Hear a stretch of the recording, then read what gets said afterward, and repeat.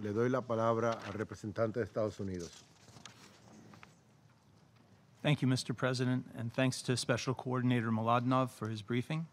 Minister Marsudi, welcome, and thank you for joining us in the Council for today's briefing. Mr. President, we offer our deepest condolences to Chad on the loss of 10 peacekeepers over the weekend in Mali. Turning to today's subject, Mr. President, as we've often said in this chamber, the Security Council spends far too much time focused on Israeli-Palestinian issues while not paying enough attention to the many other threats to international peace and security that exist in the Middle East.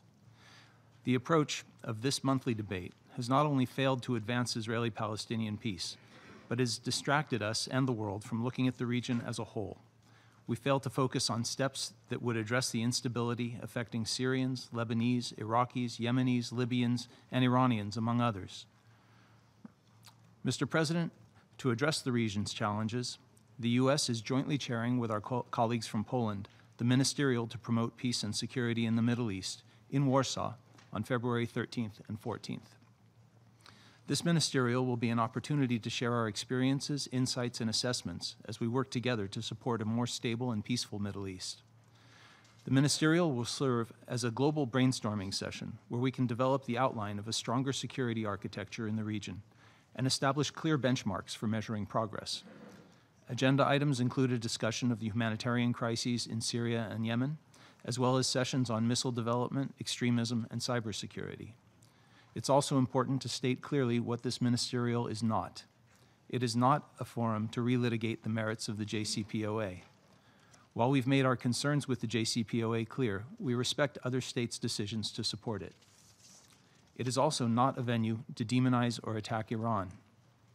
Indeed, Mr. President, the U.S. Secretary of State has outlined a clear strategy to reach a new comprehensive deal with Iran built on the shared global understanding that Iran must cease its destabilizing activities.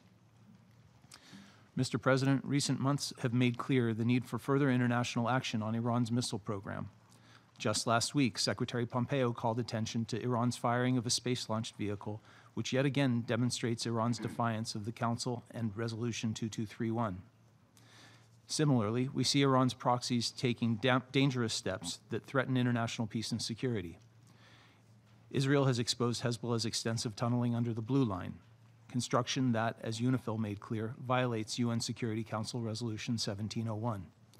We commend UNIFIL's work to keep the Blue Line under control, but it is unacceptable that the Lebanese government has not yet given UNIFIL access to the tunnel entrances on their side of the Blue Line. And Mr. President, given events over the weekend, let me state clearly that the United States condemns the launching of a rocket from Syria at Israel. This was an unacceptably provocative act by the Iranian and Syrian regimes. We again call on Iran to withdraw all forces from Syria and reaffirm Israel's right to self-defense. Mr. President, the upcoming ministerial in Warsaw will acknowledge these activities, among others, as drivers of instability in the Middle East. But the scope of the discussion will be much broader than any one country or set of issues. As a testament to this, countries from around the world have been invited to participate. The meeting will be an opportunity for all countries that attend to engage in a dynamic discussion and collaborative thinking with the goal of contributing to a more peaceful, stable, and prosperous Middle East, which would be a more productive and appropriate approach for these monthly Council meetings as well. We look forward to following up with the Council the outcomes of the ministerial in the coming months. I thank you, Mr. President. Doy las gracias al representante de Estados Unidos.